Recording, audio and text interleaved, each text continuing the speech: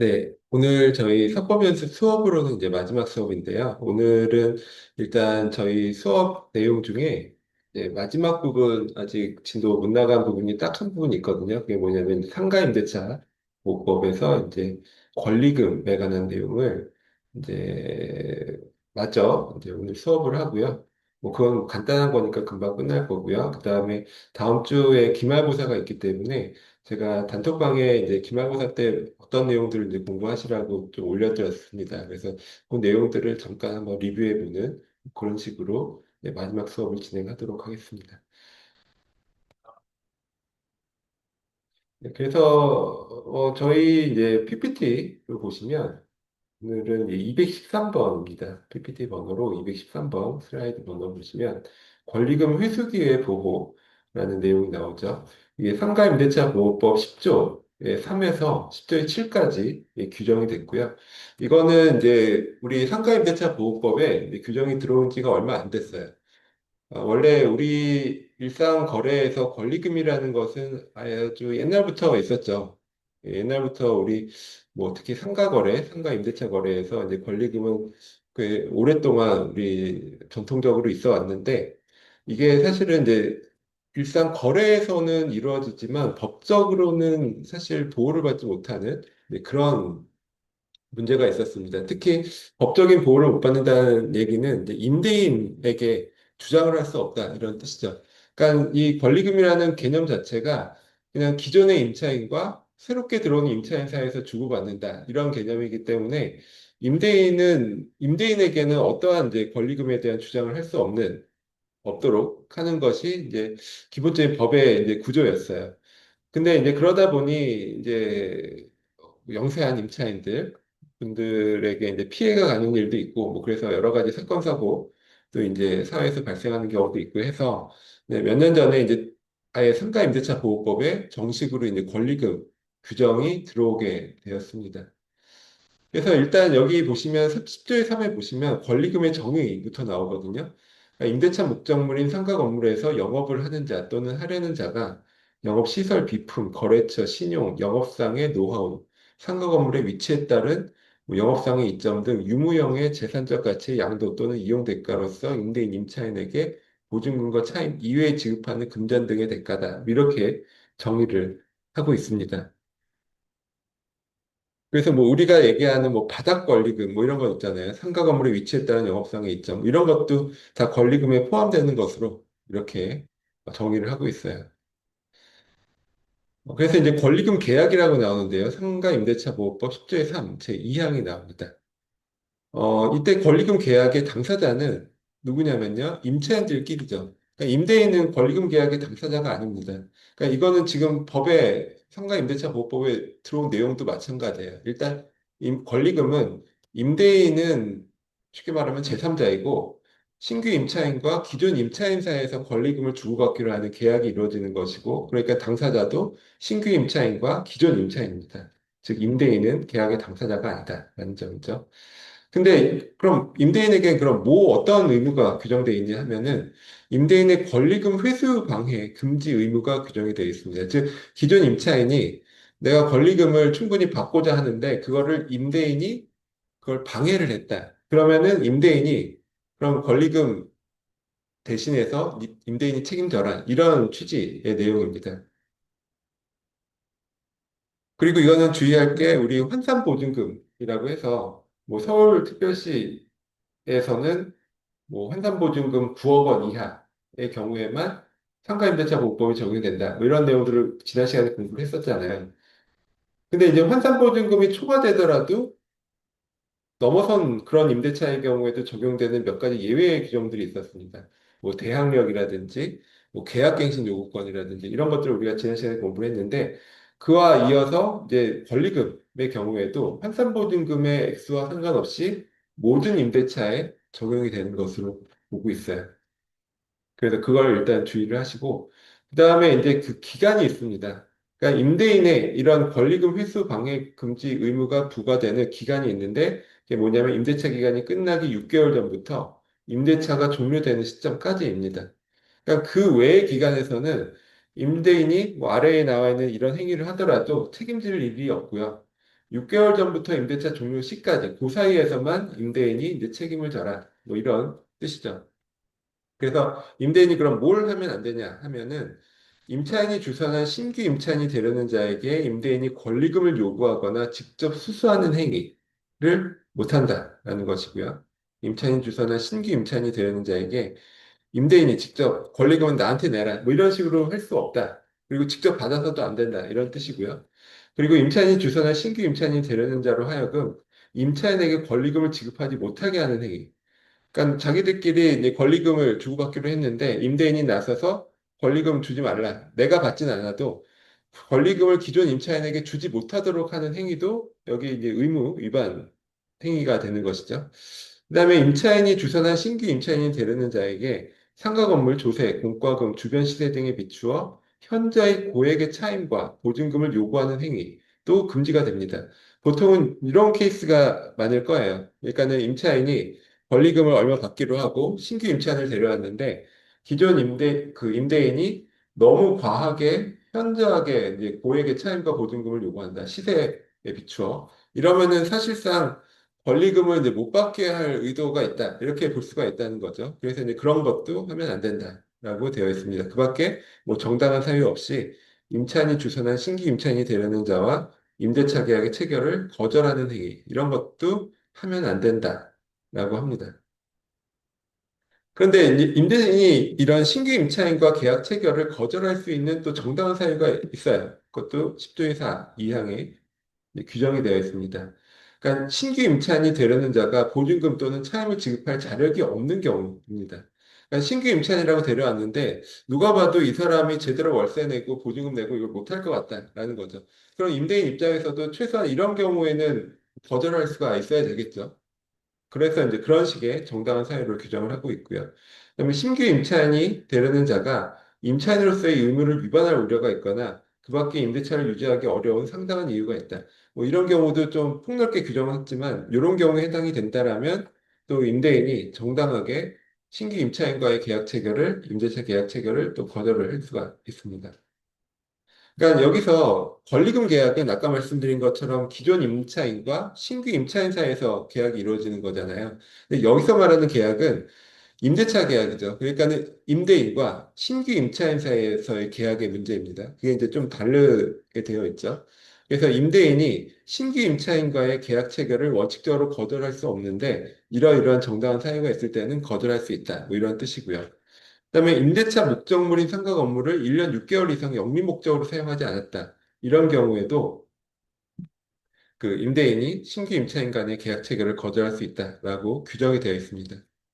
여기서는 1년 6개월이라고 되어 있어요. 뭐 사실 이게 왜 1년 6개월인가? 2년은 아니고 1년도 아니고 1년 6개월인가? 이거는 잘 몰라요. 그러니까는 그 법을 만드시는 분들이 그냥 뭐 여러 가지 판단에 따라서 그냥 1년 6개월로 그냥 규정을 한 것 같아요. 근데 어쨌든 법에 이렇게 규정이 되어 있기 때문에 이것도 이제 지난번에 말씀드린 그 기간의 문제처럼 아주 엄격하게 해석이 됩니다. 그래서 정확하게 1년 6개월을 사용했다. 예를 들어서 1년 5개월 뭐 20일을 영리 목적으로 사용하지 않았다 하더라도 여기에는 해당이 되지 않는 거죠.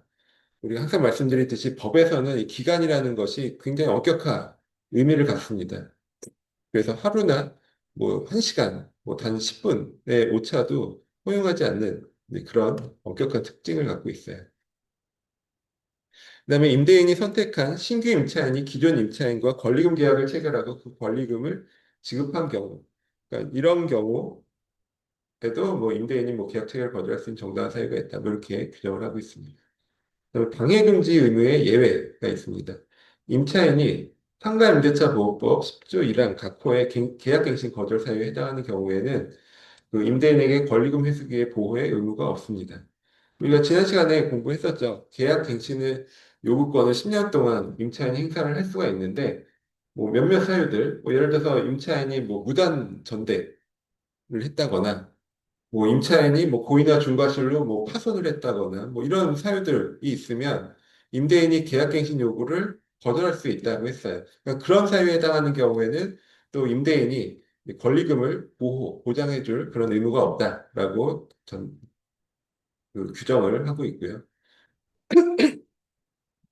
그다음에 손해배상 책임입니다. 그러니까 결국 이런 행위, 방해행위를 했으면 결국 이제 돈으로 이제 책임을 져라 이런 뜻이죠. 근데 이때 손해배상액은 신규 임차인이 기존 임차인에게 지급하기로 한 권리금과 임대차 종료 당시의 권리금 중 낮은 금액을 넘지 못한다라고 합니다. 여기서 이제 낮은 금액이라고 규정이 되어 있어요. 그러니까는 신규 임차인이 기존 임차인에게 예를 들어서 뭐 1억 원 권리금을 주기로 했는데 임대인이 신규 임차인과의 임대차 계약을 정당한 사유 없이 거절했다는 얘기예요. 그러면은 원칙적으로 주고받기로 한 권리금은 그럼 대신 임대인이 책임져라 이런 뜻인데 다만 여기서 나온 것처럼요. 임대차 종료 당시의 권리금 이거는 말 그대로 권리금 시세 같은 거죠. 그러니까 권리금 시세가 5천만 원밖에 안 된다. 그러면은 임대인은 5천만 원만 책임지면 된다. 이런 뜻이에요. 그러니까 아무리 자기들끼리 뭐 터무니없이 높은 권리금을 주고받기로 했다 하더라도 그걸 다 책임질 수는 없잖아요. 그러니까 이런 경우는 보통 이제 권리금에 대한 감정평가를 하게 됩니다. 그러니까 여기 적당한 정상적인 권리금 시세가 얼마인지 따져서 그 권리금을 이제 주면 된다라는 것이고, 근데 이제 낮은 금액이니까요, 뭐 예외적으로 권리금 감정평가액은 높은데 자기들끼리 주고받기로 한 권리금은 낮을 수도 있잖아요. 그런 경우에는 또 낮은 금액을 적용해서 배상액으로 책정을 합니다. 뭐 생각해보면 그런 게 합리적이겠죠.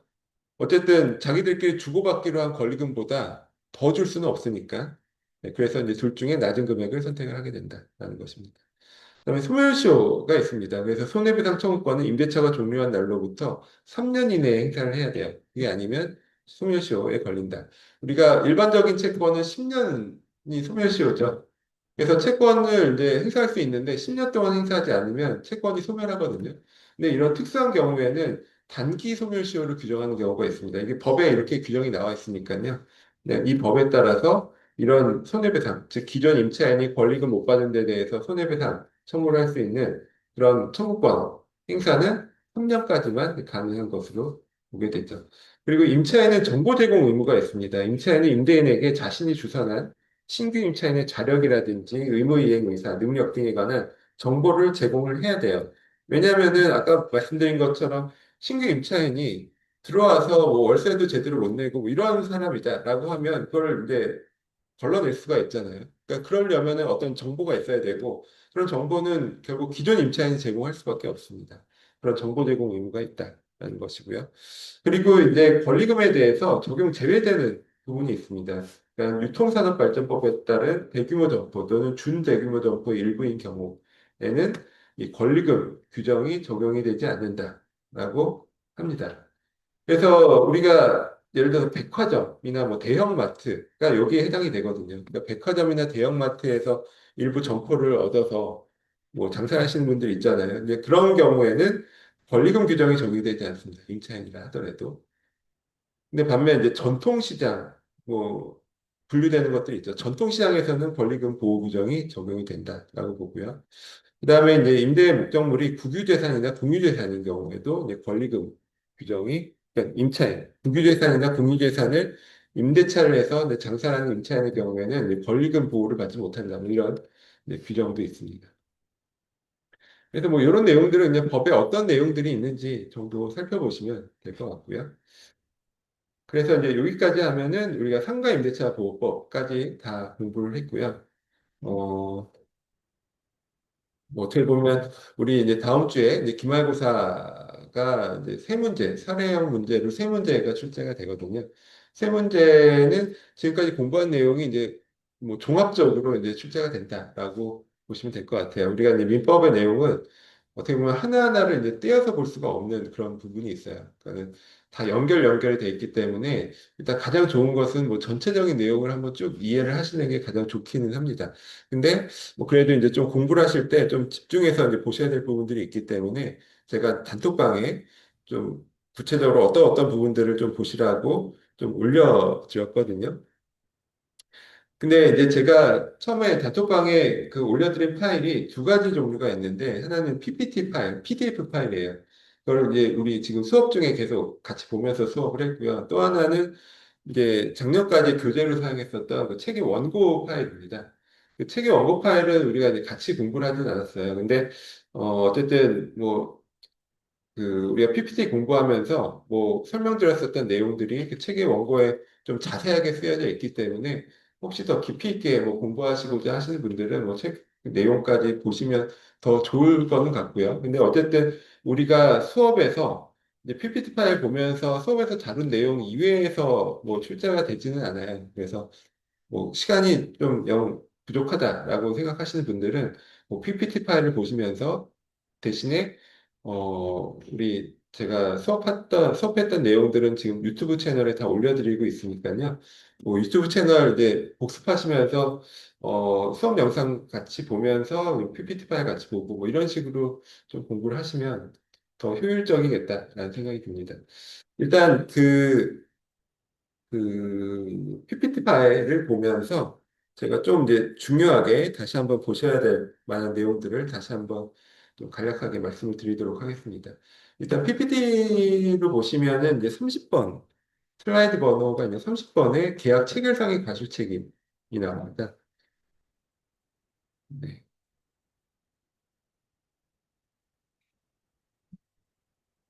네, 계약 체결상의 과실 책임이라고 해서 우리가 채권법, 계약법에서 맨 처음 공부를 한 내용이거든요. 그래서 이 계약 체결상의 과실 책임, 또 뭐 위험 부담, 뭐 이런 것들 순서대로 이렇게 좀 공부를 했어요. 그러니까 계약 체결상의 과실 책임은 쉽게 얘기하면 이거죠. 그러니까 계약 목적이 원시적으로 또 객관적으로 전부 불능한 경우에는 처음부터 그 계약은 무효다라고 했습니다. 그러니까 예를 들어서 어떤 주택, 목조 주택을 사고 팔기로 계약을 체결했는데 알고 보니 처음부터 그 목조 주택이 불에 타서 없는 그런 집이었다. 근데 없는 집을 얼마에 사고 팔기로 계약을 체결한 것이에요. 그런 경우에는 딱 여기에 해당하죠. 즉 계약 내용이 원시적 불능이고요. 계약 체결 당시부터 불가능하고 또 이게 객관적 불능이죠. 집이 불에 타서 없어졌으니까 객관적으로 불가능한 것이고 집이 전체가 불에 탔으니까 전부 불가능한 것입니다. 그런 경우에는 그 계약은 무효다라는 것이고 계약이 무효라면 그 계약에 따라서 어떠한 서로 간에 지금 매도인 매수인 간에 권리 의무가 생기지 않아요. 무효라는 것이 그런 뜻이죠. 권리나 의무가 생기지 않고 의무를 이행할 이유도 없습니다. 그게 이제 계약의 무효인데 다만 예외적으로 민법 535조에 따르면 일정한 경우 매도인이 책임을 지도록 되어 있어요. 매도인의 책임이죠. 그래서 이때 매도인의 책임은 어떤 경우에 발생하냐면 매도인이 이 계약이 처음부터 불가능하다라는 것을 알았거나 알 수 있었어야 됩니다. 그러니까 전혀 모르고 또 모르는데 과실 없이 팔았는데 알고 보니 이게 원시적 불능이더라 하면은 책임질 일이 없는데 매도인이 그러니까 쉽게 말하면 알고 팔아야 된다는 거죠. 이게 지금 불에 타서 없어진 집이라는 것을 알고 팔았다라는 것이 첫 번째 요건이고 두 번째 요건은 매수인 쪽이 선의 무과실이어야 됩니다. 그러니까 매수인이 이게 불에 탄 집이라는 것을 알면서 산 경우까지 책임을 질 필요는 없겠죠. 그러니까 매도인의 알았거나 알 수 있었고 또 매수인이 선의 무과심일 때 그럴 때에는 비록 무효이지만 매도인이 일정한 손해배상을 해줘야 되고요. 그때 손해배상 책임의 성질은 이제 실내이익, 이행이익이 아니라 뭐 실내이익을 배상한다. 뭐 이런 것들 우리가 공부를 했습니다. 그래서 뭐 이행이익의 범위를 초과하지 못한다. 뭐 이런 내용들도 우리가 공부를 했죠. 그래서 이제 사실 예를 들어서 뭐 어떤 사례 문제에서 뭐 계약 체결상의 과실 책임에 관한 이런 문제가 출제가 된다라고 하면 그냥 거기에 따라서 이거는 배상 책임이 있다, 없다 이렇게만 답을 하시는 게 아니라요. 여기에 대해서 뭐 계약 체결상의 과실 책임은 의의가 어떤 것이고 요건이 어떻고 효과가 어떻고 이런 것들을 쭉 써주셔야 돼요. 그게 이제 기본적으로 그 법과목에 그 서술형 문제 모범 답안 유형이거든요. 사실 모범 답안이라고 하면은 뭐 서론, 본론, 결론해서 이제 쓰는 그런 양식이 있는데 뭐 그런 것까지는 뭐 굳이 뭐 안 하신다 하더라도 기본적으로 내용을 좀 서술을 해주셔야 되는 거죠. 내용을 좀 서술해 주시고 거기에 따라서 이러이러한 요건과 효과에 따라서 이 케이스의 경우에는 뭐 효과가 어떻다 뭐 이런 식의 뭐 내용을 써주시는 게 뭐 어떻게 보면 가장 모범 답안에 가깝다라고 할 수가 있습니다. 그러니까 사실 이게 이제 뭐 이런 서술형 문제라는 게 뭐 대부분 문제가 이렇잖아요. 그러니까 뭐 그 사례가 쭉 나오고 이 계약이 뭐 유효냐 무효냐 또는 뭐 이 사람에게 어떤 권리가 있냐 없냐 권리를 주장할 수 있느냐 없냐 뭐 보호를 받을 수 있느냐 없냐 뭐 이런 건데 그냥 답은 뭐 둘 중에 하나잖아요. 유효 아니면 무효고 권리를 주장할 수 있다 아니면 없다고 뭐 보호를 받을 수 있다 아니면 없다고 뭐 사실 답은 그냥 간단한 거예요. 답은 간단한데 그렇다고 이걸 답만 썼다고 해서 이게 맞는 것이 아니라 그 답에 이르는 이유, 논리적인 과정, 이유를 이제 서술을 해주셔야 되는 것이고, 논리적인 과정은 크게 보면, 이제 논리적인 근거는 크게 보면 두 가지입니다. 법의 규정이 그렇게 되어 있다거나, 또는 판례가 그렇게 비슷한 사례에서 판례가 이렇게 판시했다거나, 이 두 가지거든요. 그래서 이제 그런 내용들을 좀 써주시면, 되는 겁니다. 그래서 이제 계약 체계상의 과실 책임 한번 이렇게 보시고요. 그 다음에 이제 PPT를 보시는 분들은 112번에서 114번까지 채무 불이행에 관한 내용이 나옵니다. PPT 슬라이드 번호 112번에서 114번까지예요. 그래서 이제 채무 불이행이라는 것은 일단 계약이 유효하다는 것을 전제로 한다고 했습니다.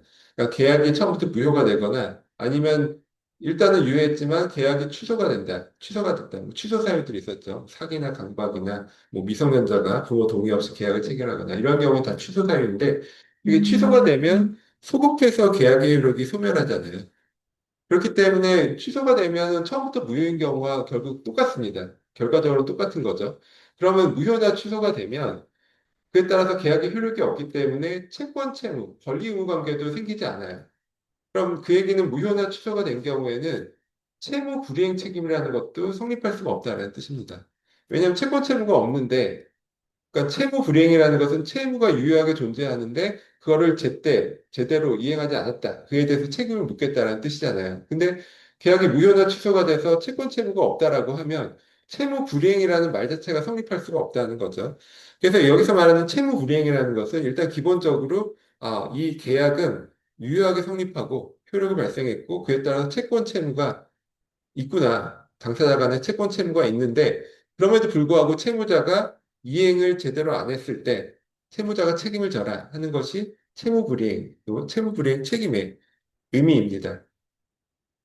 그래서 채무불이행은 가장 중요한 것이 일단 채무자의 고의나 과실을 요합니다.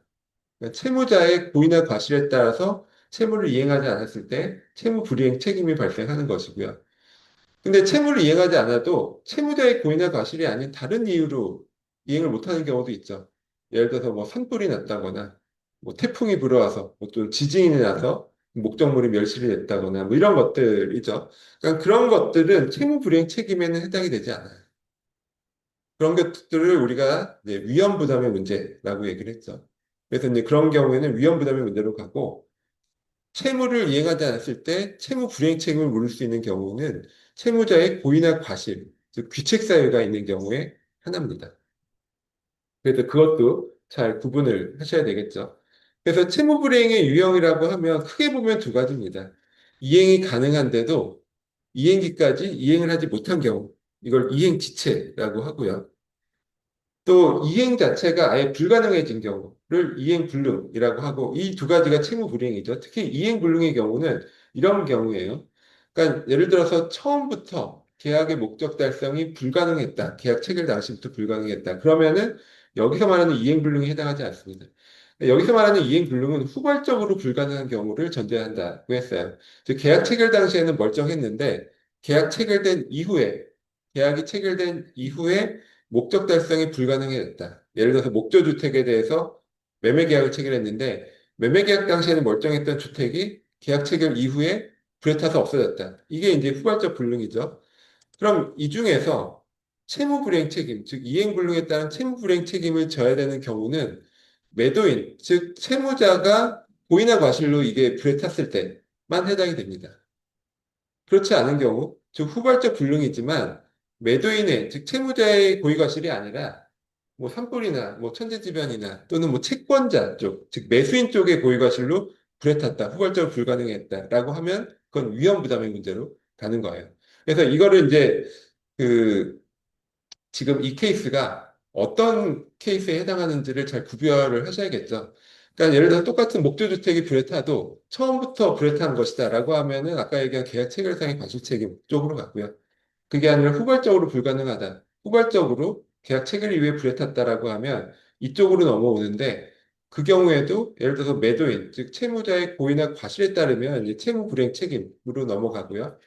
그게 아니라 그 그 천재지변이라든지 채무자, 즉 매도인의 고의 과실이 아닌 다른 이유로 불에 탔다라고 하면 후발적 불가능이 됐다라고 하면 그거는 위험 부담의 문제로 가는데 우리가 뒤에 보겠지만 위험 부담도 뭐 채무자가 위험을 부담하는 경우, 채권자가 위험을 부담하는 경우 이렇게 나눠지잖아요. 그래서 뭐 구체적인 사례에서 이게 어떤 경우에 해당하는지를 잘 이제 살펴보셔야 되겠죠. 일단 이 경우는 채무자, 즉 매도인이 고의나 과실에 따라서 후발적으로, 즉 계약 책임 이후에 이 집을 불에 태워 먹었다라고 하면 이행 불능의 문제로 되고요. 그럼 이행불능이라는 채무불이행 책임이 되면 그에 따른 효과가 있겠죠.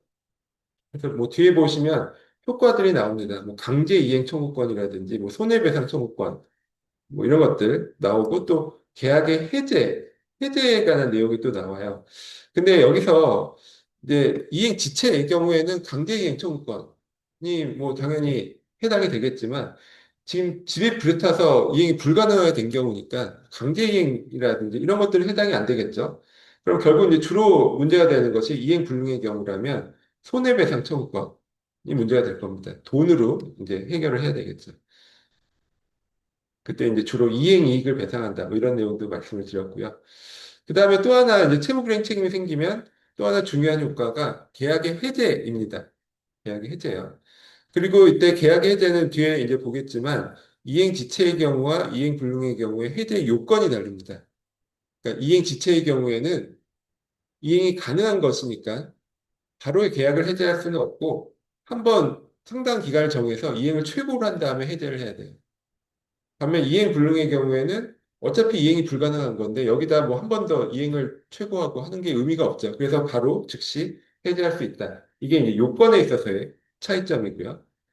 근데 어쨌든 이행 지체나 이행 불능이나 계약의 해제의 요건은 다르지만 계약이 해제가 되면 그 효과는 동일합니다. 그 얘기는 이제 뒤에 해제 관련돼서 한번 다시 한번 말씀을 드리도록 이렇게 하겠습니다.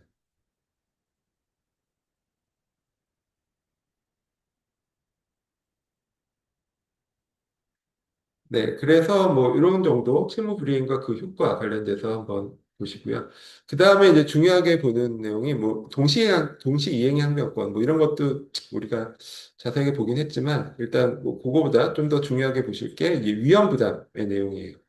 그래서 슬라이드 번호 117번부터 네, 118번까지 위험 부담에 관한 내용이 나옵니다. 그러니까 위험 부담이라는 것은 537조, 538조에 정의가 되어 있거든요. 그러니까 쌍무계약 성립 후에 당사자 쌍방 책임 없는 사유로 일방 채무가 후발적으로 불가능이 되어서 소멸한 경우를 이제 위험 부담의 문제다라고 얘기를 하고요.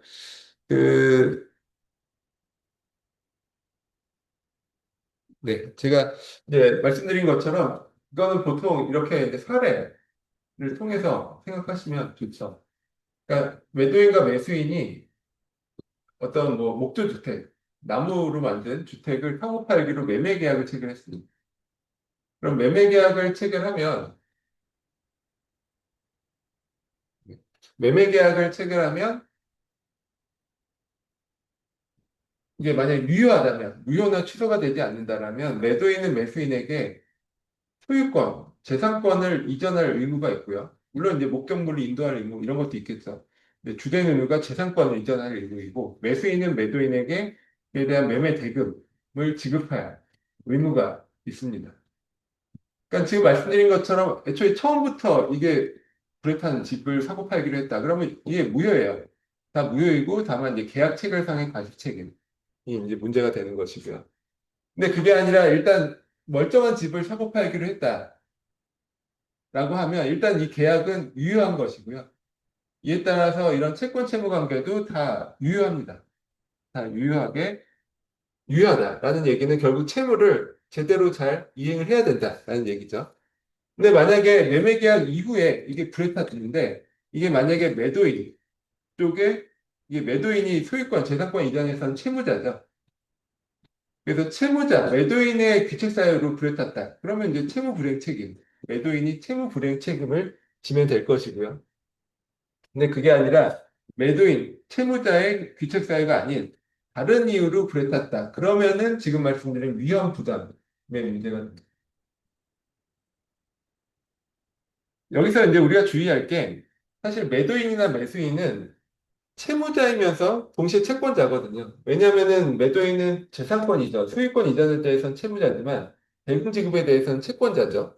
매수인도 마찬가지예요. 그래서 둘 다 채무자의 지위와 채권자의 지위를 같이 겸하고 있지만 우리가 이런 그 민법 공부를 할 때는 그냥 쉽게 이해하기를 그냥 매도인이 채무자고 매수인은 그냥 채권자다라고 이해하시면 되게 쉽게 볼 수가 있습니다. 왜냐하면 대부분 문제되는 것은 매도인의 재산권 이전, 소유권 이전 의무에서 문제가 생기거든요. 그러니까 지금 본 것처럼 불에 탔다거나 이런 재산권 이전 의무에서 문제가 생기는데 이 재산권 이전 의무를 기준으로 하면 매도인이 항상 채무자고 매수인은 채권자잖아요. 그래서 그냥 매도인은 채무자고 매수인은 채권자다. 이렇게 이제 이해를 하시면 되겠고요. 그래서 만약에 이게 불에 탔는데 포괄적으로 불에 탔는데 산불이나 천재지변으로 불에 탔다라고 하면 그런 경우에는 그 우리 537조에 따라서 채무자가 위험을 부담한다라고 되어 있어요. 채무자가 위험을 부담. 그럼 채무자가 위험을 부담한다는 것이 어떤 의미냐면요.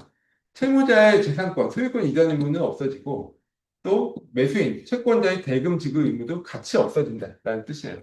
이것을 우리가 채무자, 즉 매도인이 위험을 부담한다라고 그렇게 법적으로 정의를 합니다. 반면 채권자, 즉 매수인 쪽에서 위험을 부담하는 경우도 있어요. 그건 뭐냐면 일단 매수인, 채권자의 고의나 과실로 이게 불에 탔을 경우. 그런 경우에는 채권자가 위험을 부담하고요.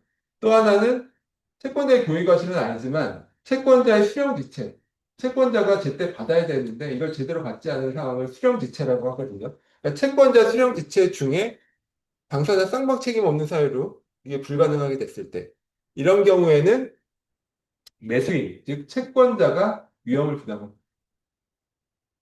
그래서 만약에 채무자가 위험을 부담한다라는 것은 아까 얘기한 것처럼 소유권 이전 의무와 채무자, 즉 매도인 쪽의 재산권 이전 의무와 매수인 쪽의 대금 지급 의무가 같이 없어지는 것을 채무자, 즉 매도인이 위험을 부담한다라고 얘기를 하고요. 반대로 채권자가 위험을 부담한다는 것은 어떤 의미죠? 매도인의 소유권 이전 의무는 없어지지만 매수인, 즉 채권자는 여전히 대금, 대가를 지급해야 되는 경우를 채권자, 즉 매수인이 위험을 부담한다라고 그렇게 얘기를 합니다. 이렇게 정의를 하는 거예요. 그래서 예를 들어서 똑같이 이제 이 목적물이 불에 탄 경우를 하더라도 어떤 경우에 따라서 다 지금 결론이 달라지잖아요. 그래서 뭐 이런 내용들을 우리가 사실 이번 학기에 좀 중점적으로 다뤘었고요.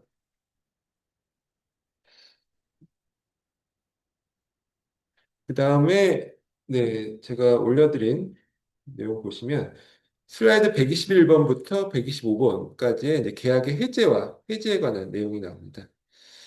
그래서 계약의 해제는 지금 좀 전에 말씀드린 그 내용이죠. 특히 이제 계약의 해제와 해지에 대해서 구별에 대해서 말씀드렸어요. 계약의 해제는 일시적 계약. 그러니까 일시적 계약이라는 것은 채무 이행을 하면 즉 한 번 채무 이행하면 그걸로 이제 법적 관계가 끝나는 것을 일시적 계약이라고 합니다. 매매 계약 같은 거죠. 그러니까 매매 계약은 매도인이 소유권 이전을 하고 매수인이 뭐 대금을 완납을 하면 그걸로 법적 관계가 일단은 끝나잖아요. 그래서 매매 계약이 일시적 계약이라고 보시면 되고 그런 일시적 계약, 즉 매매 계약에서는 이 해제가 문제가 됩니다. 반면 해지는 임대차와 같은 계속적 계약에서 문제가 돼요. 그러니까 계속적 계약이라는 것은 계약의 의무가 이행된 이후에도 계속 일정 기간 동안 법적 관계가 계속 지속되는 것을 계속적 계약이라고 하거든요. 그러니까 임대차 계약이 체결된 이후에도 계속 다달이 월세 내야 되잖아요. 그러니까 그런 식의 법적 관계가 이어지기 때문에 임대차 계약은 계속적 계약인 것이고, 그럼 임대차 계약에서 이제 만약에 당사자가 의무를 이행하지 않았다라고 하면 그때 이제 하는 것은 해제가 아니라 해지입니다. 그러니까 해제는 소급표가 있다라고 했어요. 해제의 가장 중요한 효력은 소급표가 있다. 즉 계약을 해제하면 계약 체결 시점에 소급해서 계약의 효력이 소멸하는 소급표가 있다라는 것이죠. 다만 해지는 장래, 장래요만 있죠. 소급표가 있는 것이 아니라 장래를 향해서만 계약의 효력을 소멸시키는 그런 효과가 있습니다. 그게 이제 차이점이고요. 우리가 이제 주되게 이제 공부했었던 것은 계약의 해제입니다. 그 중에서 일단 법정 해제에 대해서 공부했어요. 법정 해제는 말 그대로 법에서 정한 해제 사유거든요.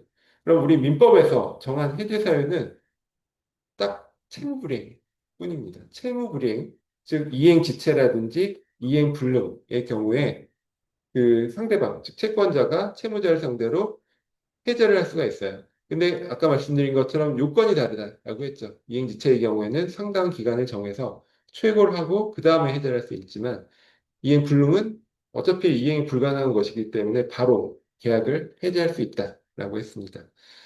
그리고 어쨌든 어떤 요건에 따라서 계약을 해제하든 계약 해제의 효과는 같다라고 했습니다. 법정 해제에 있어서 이행지체를 이유로 계약을 해제하든 이행불능을 이유로 계약을 해제하든 계약 해제의 효과는 일단 같은데요. 가장 중요한 효과는 수급표가 있다라는 것이죠. 수급표가 있다. 그래서 계약의 효력을 처음부터 수급해서 처음부터 없는 것으로 보는 효력이 있고요. 그 다음에 이제 당연히 수고표가 있기 때문에 뭐 중간에 서로 간에 주고받은 것이 있다. 그러면 원상회복을 해줘야 될 의무가 있습니다.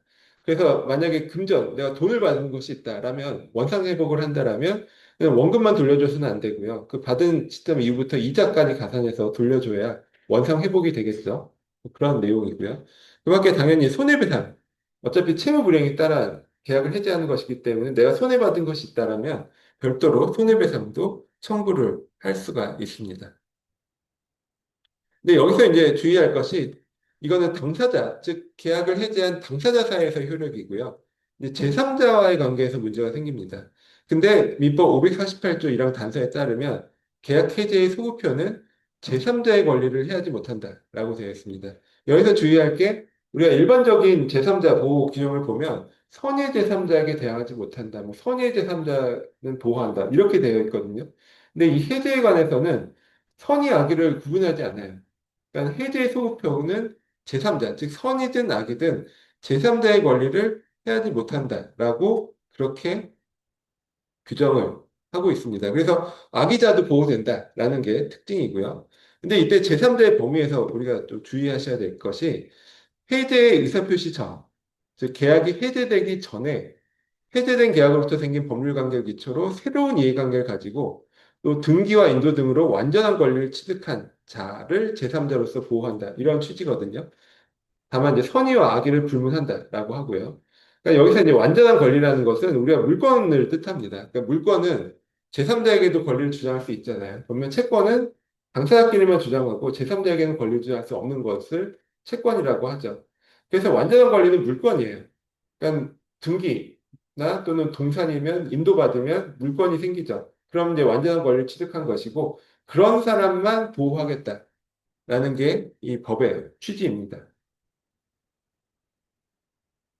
근데 여기서 이제 등기나 이런 걸로 물건을 취득하는 경우뿐만이 아니라 우리가 지난 시간에 공부했었던 임대차 보호법에 따르면 뭐 전입신고하면 대항력 갖추고 하잖아요. 그러니까 그런 경우도 여기에 포함이 됩니다. 그래서 그런 대항력을 갖춘 임차인도 이 제3자로서 똑같이 이제 보호를 받는다. 이런 뜻이에요. 그래서 이거를 한번 이제 예를 들어서 한번 살펴보면요.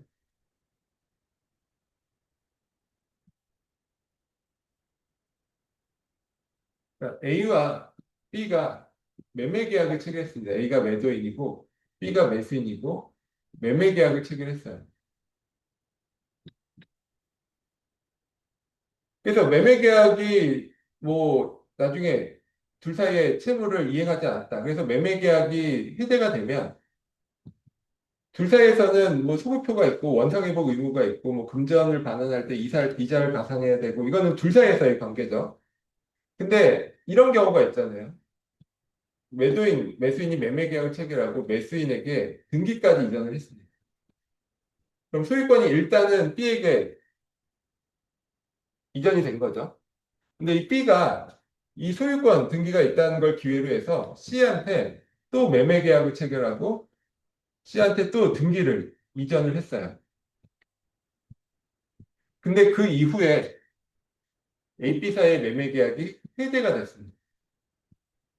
그러니까 매매 계약이 이루어지고 등기까지 C한테 제3자에게 이전이 된 이후에 AB 사이의 원래 매매 계약이 해제가 됐다라는 얘기예요.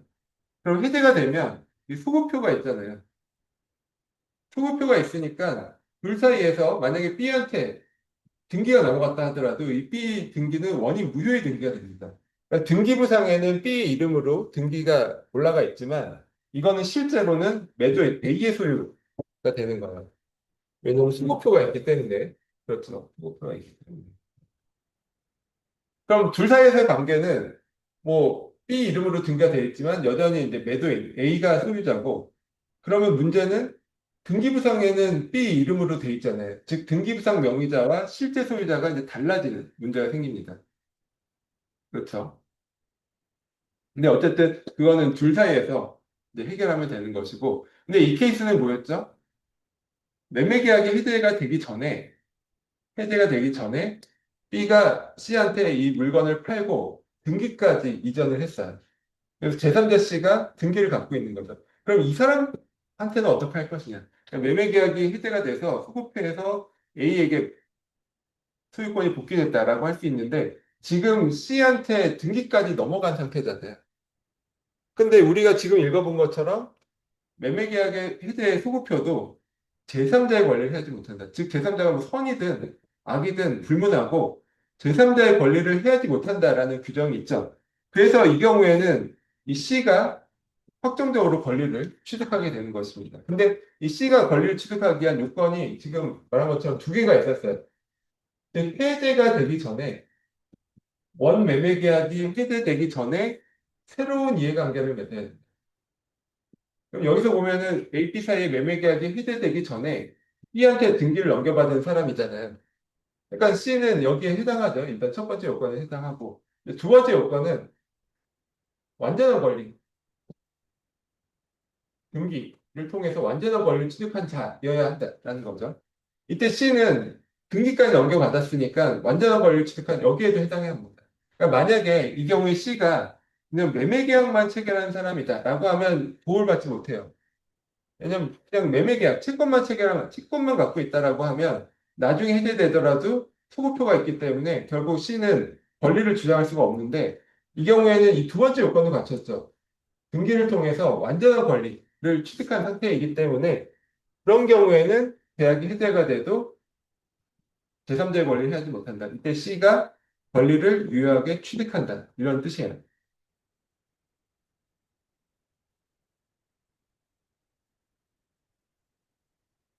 그래서 이제 만약에 이제 말씀드린 것처럼 이 매수인 B가 등기를 넘겨온 매수인 B가 이렇게 매매 계약을 체결하는 경우도 있지만 임대차를 하는 경우도 있거든요.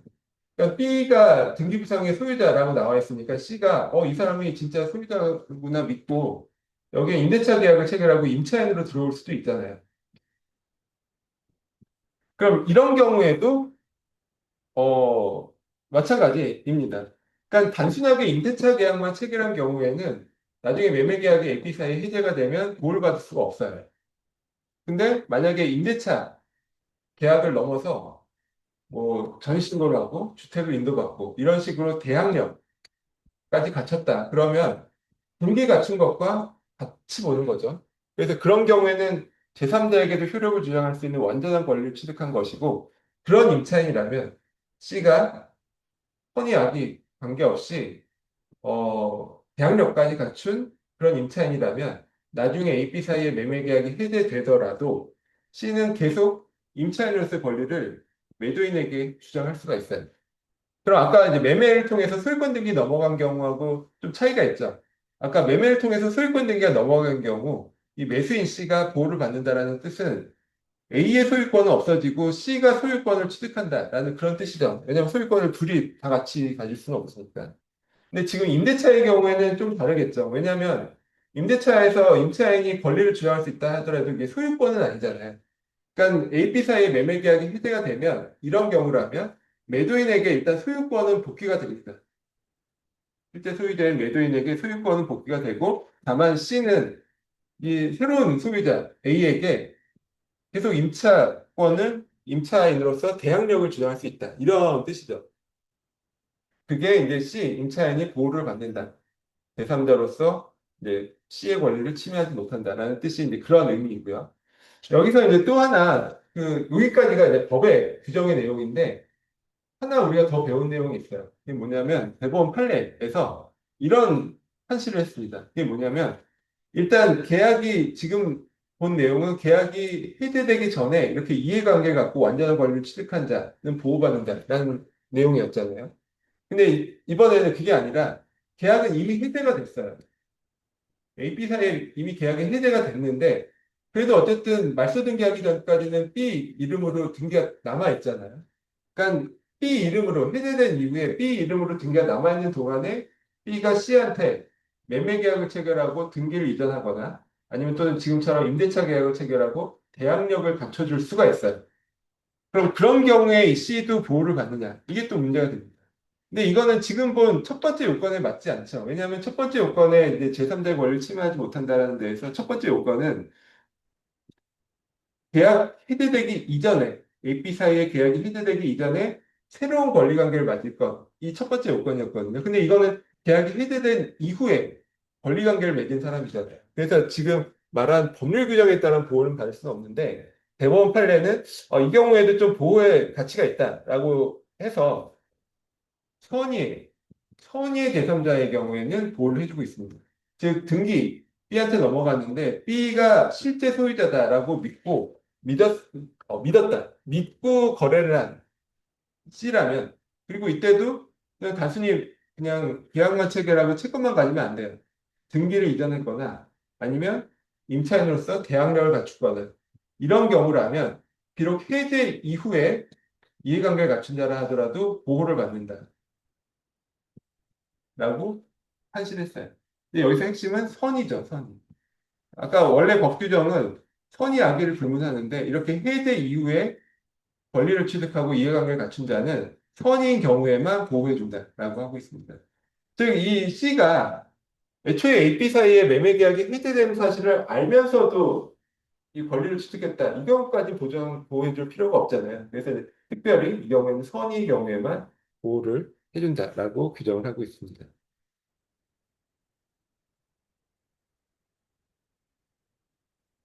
그래서 여기 판례, 확장 판례라고 나오는 게 그 내용이죠. 해제 의사표시 후에 그에 기한 말소 등기 전에 선의로 이해관계를 맞은 제3자까지 보호 범위를 확장하는 식으로 판례가 이제 나오고 있고요. 네, 그래서 이제 뭐 그런 내용들 뭐 보시면 좋을 것 같습니다.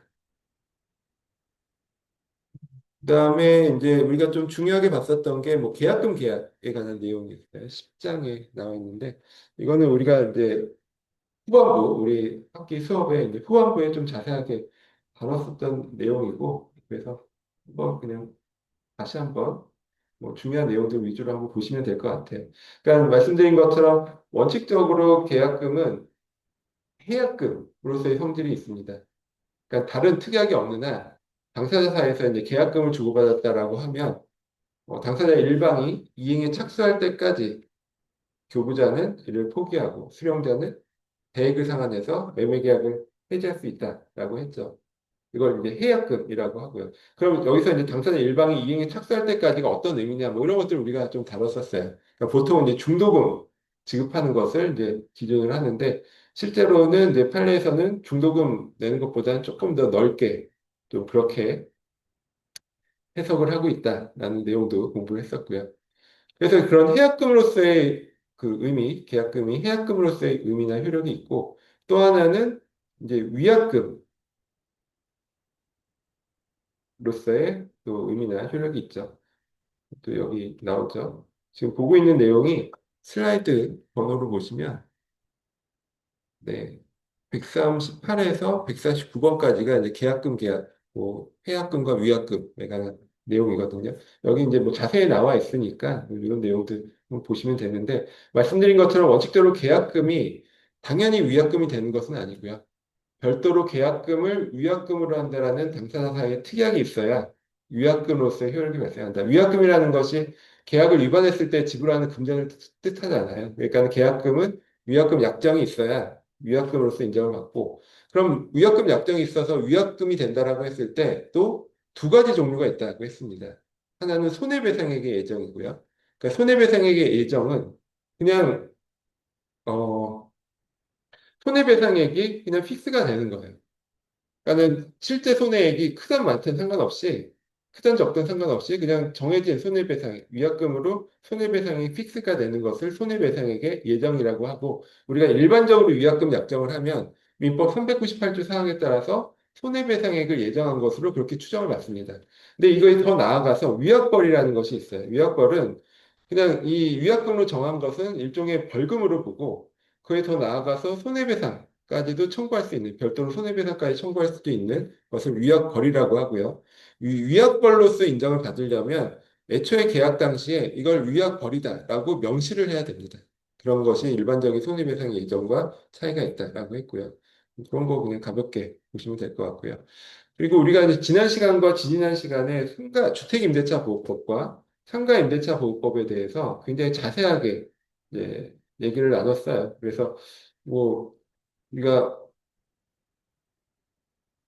저 수시시험 이후에 한 3주, 3주 정도 이 주택임대차 보호법과 상가임대차 보호법에 대해서 이제 얘기를 나눴으니까 제가 올려드린 수업 영상 다시 한번 보셔도 좋을 것 같고요.